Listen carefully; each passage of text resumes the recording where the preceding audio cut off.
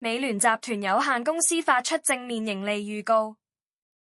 美聯集團根據未經審核綜合管理賬目之初步審閱，首5個月集團錄得支除稅前溢利約港幣3億元，相對於截至2025年6月30日止6個月支除稅前溢利約港幣1.78億元，增加約69%。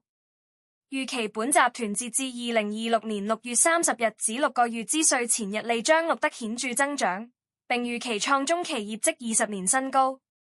美聯集團盈利顯著增長主要基於一、美聯物業及香港置業截至2026年5月31日止5個月之除稅前溢利顯著上升，而本集團所有其他業務單位均錄得盈利。二、本集團整體市場佔有率有所提升，尤其是二手住宅市場。及三、本集團持續致力提升營運效率，專注於保留及吸引頂尖人才，為客戶提供優質服務。